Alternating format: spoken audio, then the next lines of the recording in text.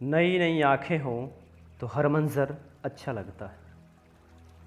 नई नई आँखें हों तो हर मंज़र अच्छा लगता है। कुछ दिन शहर में घूमे तो अब शहर अच्छा लगता है। नमस्कार, आदाब, सत श्री अकाल। मैं धनंजय कुमार, असिस्टेंट प्रोफेसर, महिला कॉलेज चाईबासा से आज मैं बीएड कोर्स के अंतर्गत ईपीसी 2 में drama and art in education paper के तहत मैं बात करने वाला हूँ रंगमंच ड्रामा टॉपिक पर। जैसा कि आप जानते हैं,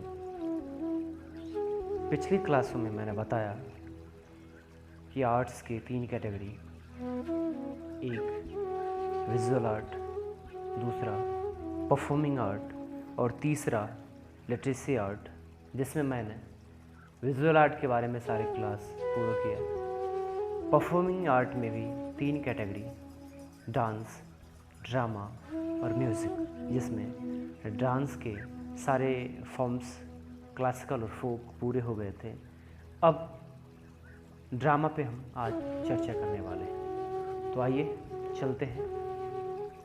ड्रामा या थिएटर या रंगमंच, इस शब्द की उत्पत्ति कैसे हुई और इसके ओरिजिन कहाँ से हैं, इसके कितने प्रकार हैं, तो चलिए चलते हैं। रंगमंच की अगर हम बात करें तो रंगमंच एक ऐसा स्थान है जहाँ नाटक और नृत्य का प्रदर्शन संभव होता है। रंगमंच शब्द जो है, रंग और मंच शब्द से मिलकर बना है, जिसका रंग का सामान्यतः अर्थ होता है दृश्यात्मक चीज़ें, चित्ताकर्षक चीज़ें, साथ ही साथ दीवार, छत, ऐसी जगह जो मनोहर हो, तो उसमें रंग का प्रयोग किया जाता है। दूसरी तरफ मंच का आशय होता है वैसे जगह जहाँ नृत्य, नाटक या कोई भी परफॉर्मेंस का परफॉर्मेशन, मतलब एक तरह से कह सकते हैं उसे प्रदर्शन करने का वो एक जगह है। उसे रंगशाला या प्रेक्षागार के भी नाम से हम जानते हैं। तो रंगमंच 2 शब्दों से मिला है, जिसमें परफॉर्मेंस चित्ताकर्षक हो, मनोरम हो और वो एक स्थान हो जहाँ पर परफॉर्मर परफॉर्म कर सके, वो रंगमंच कहलाया। पश्चिमी देशों में इसे थिएटर या ओपेरा के नाम से भी जाना जाता है। दूसरी तरफ अगर हम बात करें कि थिएटर, अगर अंग्रेज़ी में बात करें कि थिएटर जो कैटेगरीज है, इसमें लाइव परफॉर्मेंस ज़्यादातर दिया जाता है और इस परफॉर्मेंस में एक ऐसी कम्युनिटी होती है, एक ऐसे परफॉर्मर का ग्रुप होता है जो gesture, speech, song, music, dance,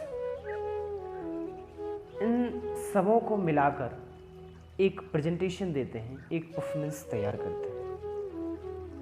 और जहाँ ये सारी चीज़ होती है वो थिएटर कहलाता है। थिएटर में अगर बात करें ये शब्द की उत्पत्ति और थोड़ा सा डेप्थ जाएं कहाँ से आया है, तो कहा जाता है कि ये जो शब्द है, word theatre, has been derived from Greek words थिएट्रॉन।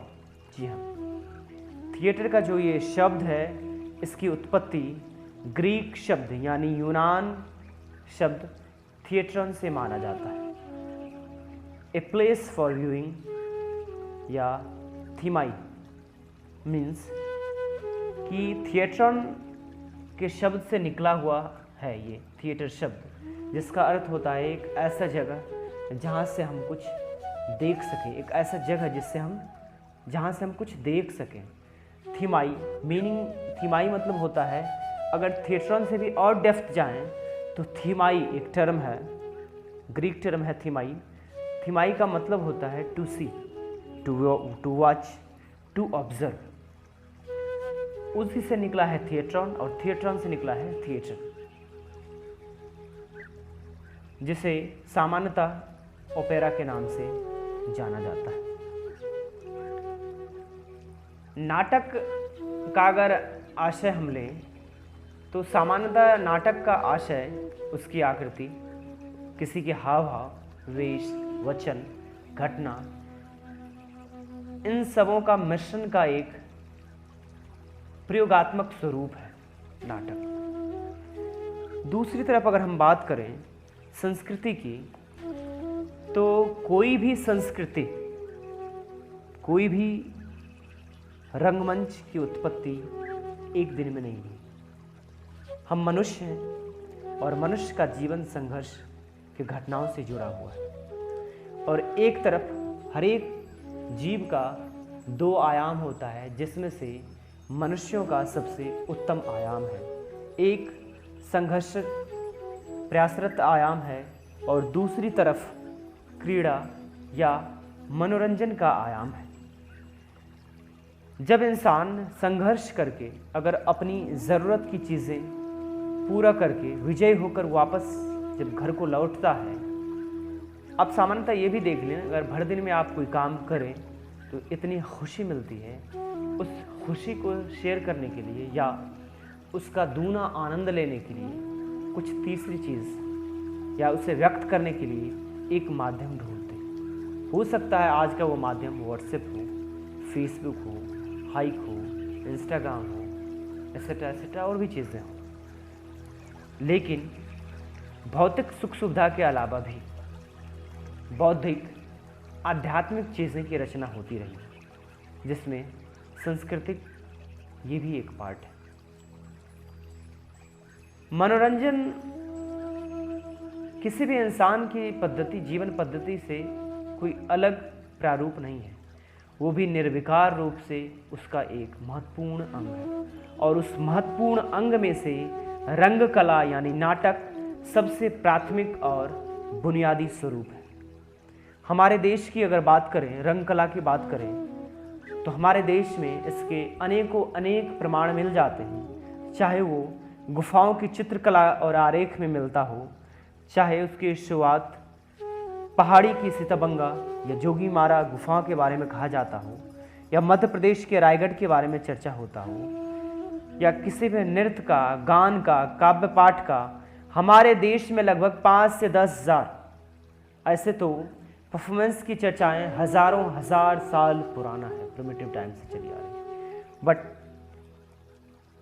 एक एविडेंस स्वरूप कहें तो लगभग 5000 वर्ष पूर्व से ही रंगशालाओं का रंगकर्म के स्वरूप प्रामाणिकता मिलते रहते हैं। अब अगर हम बात करें सिंधु घाटी की, तो उसमें भी खुदाई में मुद्रा, ढोल, युवक, बाघ, अलग अलग भेष में बनाए गए युवक की आकृति, अलग अलग मेकअप किया हुआ स्वरूप, अनेक चीज़ें पता मिलता है, चर्चा होता है। इससे पता चलता है कि वैदिक काल में अनुष्ठानिक चीज़ों में भी नाट्यता थी, उसमें भी नाटक, रंगकर्म स्वतंत्र रूप से विद्यमान थे। दूसरी तरफ अगर हम भरत मुनि के नाट्यशास्त्र की चर्चा करें, तो उनके दिशा निर्देश के अनुसार उन्होंने दो चीज़ें, शब्द और दृश्य, इस दोनों को मेल किया। जब इस दोनों को जोड़ा तो उसके नाटक के लिए कुछ स्वरूप तैयार किया, जिसका चर्चा दशरूपक के रूप में धनंजय ने दिया है। धनंजय और धनिक दो कश्मीर के एक स्कॉलर हुए, उनके भी साक्ष्य मिलते हैं और उसको नाट्यशास्त्र में भी ऐड किया गया। उसमें भी कहा गया है रूपक और उपरूपक की चर्चाएं हुई, जिसमें नाटक के अलग अलग प्रकार की चर्चाएं हुई, और ये सभी कोई ना कोई ग्रंथ से लिया गया है, चाहे वो ऋग्वेद हो, सामवेद, यजुर्वेद, अथर्ववेद, अग्निपुराण, भागवत, महाभारत, रामायण, ये सभी चीज़ों का निचोड़ है।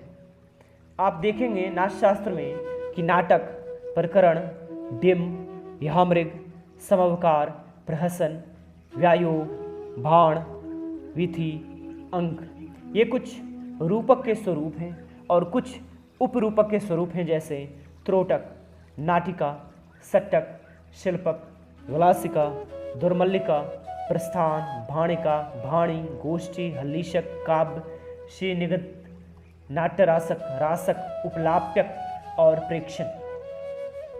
तो इन सारे स्वरूप को मिलाकर इन्होंने नाटक को कैटेगराइज किया।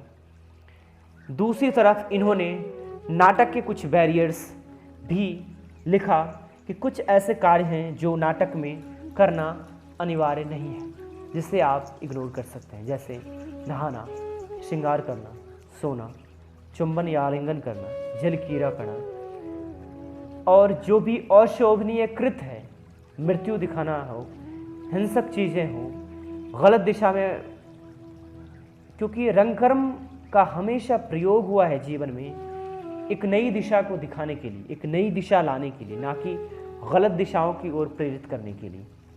और दूसरी तरफ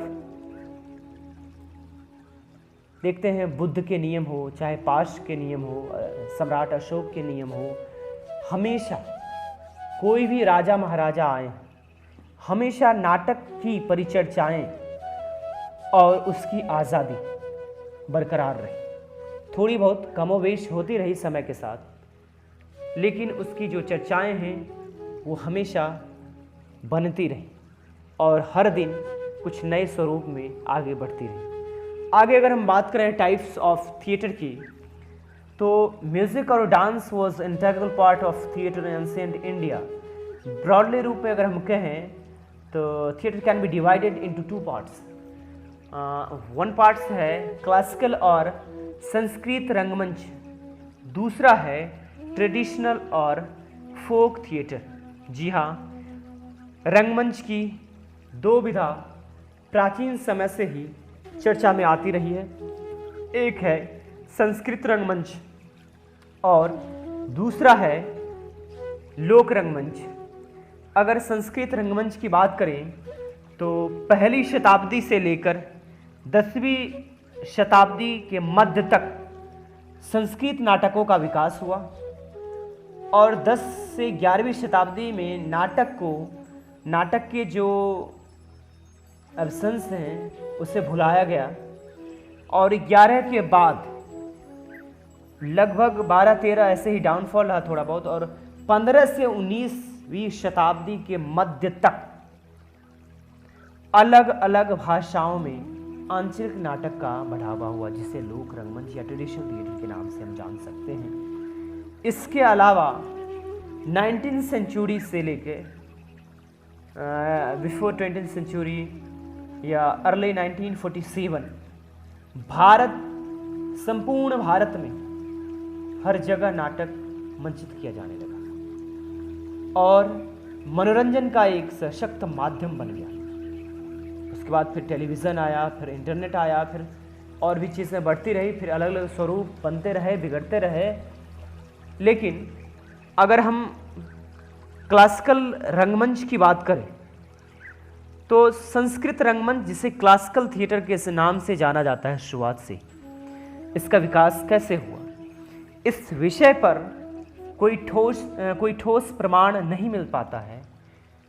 लेकिन परंपरागत व्याख्या ये कहती है कि इंद्र देवता को प्रसन्न करने के लिए नाटक अवश्य खेले गए थे।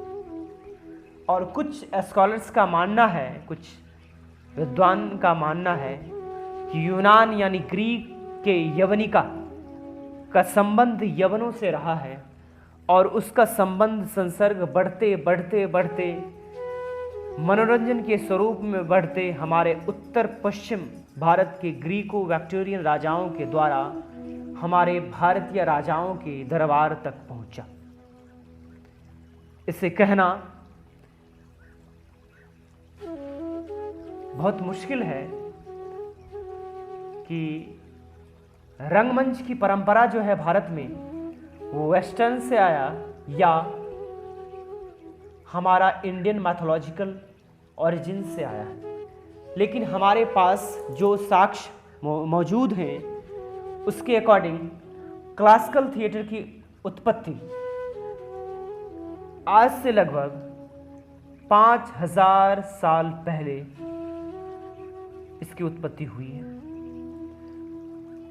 और उसके साक्ष्य भरत मुनि, ऋषि भरत मुनि के द्वारा जो लिखा गया है नाट्यशास्त्र, जिसे पंचम वेद कहते हैं, उसमें इसके एक एक साक्ष्य टोटल 36 अध्याय में संपूर्ण साक्ष्य हैं, विद्वान हैं।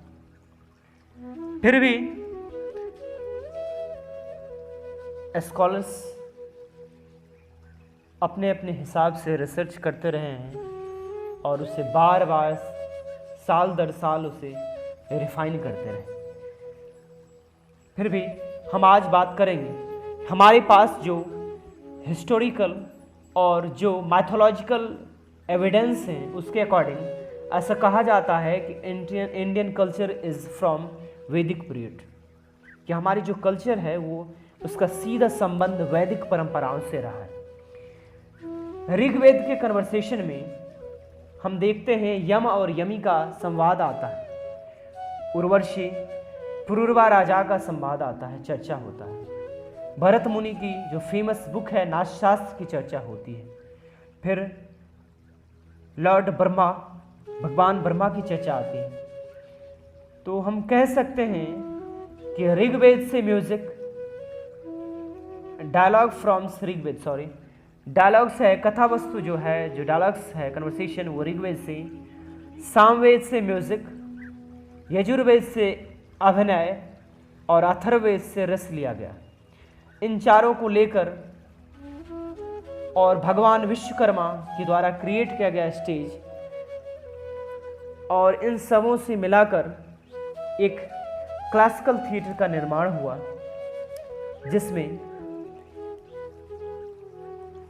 अलग अलग सेंचुरी में अलग अलग नाम लेखक के जुड़ते रहे हैं, चाहे वो अष्टघोष का हो, चाहे वो भास का हो, चाहे वो कालिदास जी हों, शूद्रक हों,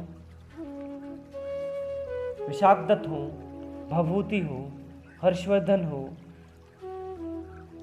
महेंद्र विक्रमन हो।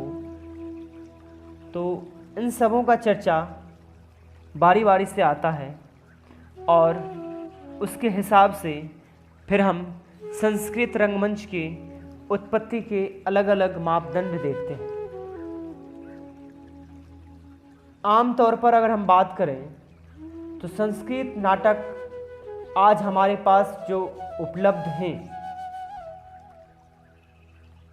वो 10वीं शताब्दी से पहले, 10th सेंचुरी से पहले तक के हैं, क्योंकि उसके बाद उसकी गुणवत्ता में कमी आने लगी और जिससे धीरे धीरे वो अपना स्वरूप खोता चला गया।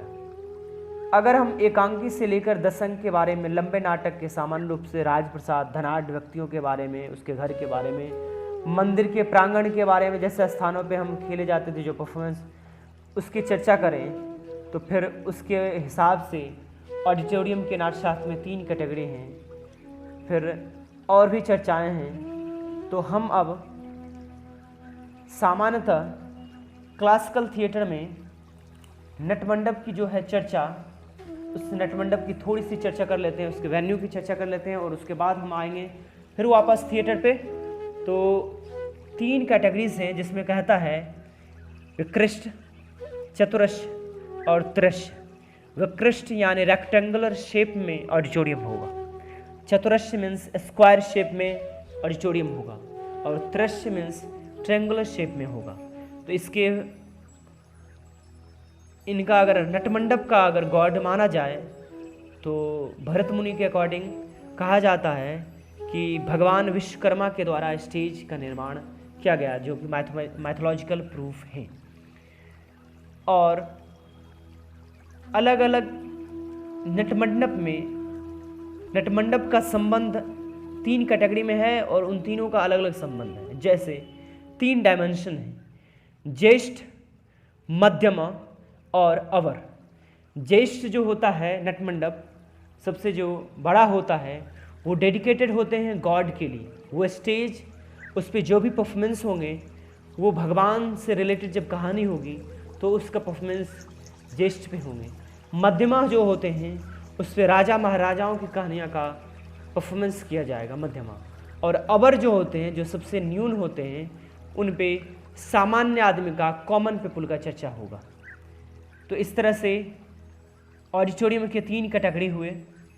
इसके अलावा हम ऑडिटोरियम में को प्रेक्षागृह के नाम से भी जानते हैं, रंगमंडप कहते हैं, ऑडिटोरियम कहते हैं। और रंगमंडप का ही नाम बदलते स्वरूप में आज जो हम सुनते हैं उसमें ग्रीन रूम भी जानते हैं जिसे नेपथ्य कहा जाता है। इसके अलावा अगर रंगशीर्ष, रंगपीठ, स्टेज के अलग अलग डिवाइड हैं। स्टेज परफॉर्मेंस जो स्टेज है उसके अलग अलग प्रकार हैं। रंगशीर्ष यानी जो कह सकते हैं कि वो रंगपीठ हुआ स्टेज के आगे, जो पीछे की ओर उठा हुआ जगह होता है वो रंगशीर्ष, और आगे की ओर जो झुका हुआ है जहाँ परफॉर्मेंस होता है वो रंगपीठ है। तो और दोनों साइड में एक हाथी के आकार की सजावट, सूंड के आकार की एक सजावट होती है जिसे मतवारनी कहते हैं। और वो बहुत ही पॉपुलर होता है। वो एक तरह से उसे कह सकते हैं कि नॉट ओनली विजुअल यूजेस में उसे यूज़ करते हैं, एक्चुअल में उसे साइंटिफिक यूज़ किया गया था कि ऑडिटोरियम के दोनों कमान, दोनों साइड को उसे ऊपर से और खींचे और टंगे रखेगा, जिसे मतवारनी के रूप में जाना जाता है। जो लेफ़्ट और राइट यानी स्टेज के लेफ़्ट और दोनों बोथ साइडेड होते हैं। और उसके अलावा षड्दारुक होते हैं, ग्रीन रूम हुए, तो और भी चीज़ें हैं। अब हम बात करने वाले हैं इसमें से संस्कृत थिएटर में कि आमतौर पर नाटक का प्रारंभ जो होता है वो नाटक प्रारंभ कैसे होता है, क्या इसमें स्थितियाँ होती हैं। तो कहा जाता आमतौर पर जो भी संस्कृत के नाटक होते हैं सबसे पहले मंगल गीत होते हैं, फिर पात्र हो कोई या सूत्रधार हो, वो संवाद सुनाने के लिए आते हैं, नाटक के बारे में बताते हैं और ये कथा, ये गाथा, घटनाएं को दिखाते हैं और उस चीज़ के बारे में बतलाते हैं। अब संस्कृत थिएटर में भास का नाम आता है जो एक अपवाद स्वरूप हैं, जिन्होंने नाट्यशास्त्र के नॉर्म्स को नहीं माना, उसके नियम्स को नहीं माना और उसके विरुद्ध में भी उरुभंगम नाटक लिखा जिसमें दुर्योधन को मरते हुए दिखाया गया। जैसे आपको पता होगा कि हमने मार्च में उरुभंगम का प्रदर्शन किया, भास के द्वारा जो नाटक लिखा गया था। तो वो मात्र एक ऐसा नाटक है जो दुखांत अंत हुआ नाटक का, नहीं तो संस्कृत नाटक हमेशा से सुखांत ही अंत मिला है, क्योंकि दुखांत अंत ग्रीक यूनान में होता था। और कई बार सूत्रधार में नट और नटी शब्द का भी प्रयोग किया जाता है, क्योंकि एक मेल और एक फीमेल को रखा गया है। उसमें भी नाटककार में भी अलग अलग कन्फ्यूजन्स हैं, फिर भी सामान्यतः जो मुझे मालूम है मैं आपको सिंक्रोनाइज कर दूं। जिसमें सबसे पहला राइटर है वो अश्वघोष। जी हाँ, अश्वघोष के बारे में आप जानते होंगे। 1st सेंचुरी में इनका नाम आता है और इनकी जो रचना है सारिपुत्र प्रकरण। जी हाँ, सारिपुत्र प्रकरण, बुद्ध चरित्रम, सौदरनंद के अतिरिक्त महायान शोधोत्पाद, ब्रज सूची जैसे और भी ग्रंथ के रचयिता माने जाते हैं। लेकिन अश्वघोष का जो सबसे प्रचलित नाटक है वो सारिपुत्र प्रकरण है। अब इसके अलावा अगर हम भास की बात करें तो फिर भास के कुल 13 नाटक की चर्चाएं मिलती हैं। कहा जाता है कि कुछ जगह भास को पहले माना जाता है, लेकिन अश्वघोष का जो सारीपुत्र प्रकरण था वो नाटक के किस प्रकार में कैटेगरी में था, तो वो प्रकरण था और फर्स्ट सेंचुरी माना जाता है। भास का लिखा हुआ टोटल 13 नाटक है। कहीं कहीं विवाद स्वरूप में उनके 34 नाटक की चर्चा है। कुछ रचयिता कहते हैं, हमारी नाट्य परंपरा श्री कृष्णदास की एक बुक है 660 में पेज नंबर में लिखा गया है कि भास लगभग 35 नाटकों के रचयिता है, जिसमें दामक और त्रिविक्रम भी भास का नाटक के रूप में चर्चा आता है। लेकिन 4वीं शताब्दी के पश्चात और 10वीं सदी के बीच भास का समय माना जाता है और जनरल 120 टू 200 AD माना जाता है, कंसीडर किया जाता है, जिसमें और भास को द्वितीय संस्कृत रंगमंच का नाटककार माना जाता है, जिसमें उन्होंने 1912 ईस्वी में एक स्कॉलर हुए पंडित गणपति शास्त्री। जी हाँ, पंडित गणपति शास्त्री संस्कृत के एक स्कॉलर हुए जो 1912 में इनके सारे नाटक को अलग अलग भोजपत्रों में, अलग अलग लाइब्रेरी, अलग अलग जगहों में, अलग अलग पत्रों पे मिले हैं, ताम्रपत्र, भोजपत्र और भी पत्रों पे मिले हैं। उन सबको एक जगह जमा करके उन्हें पब्लिश करवाया भास के नामों के द्वारा, जिसमें टोटल नाटक 13 हैं।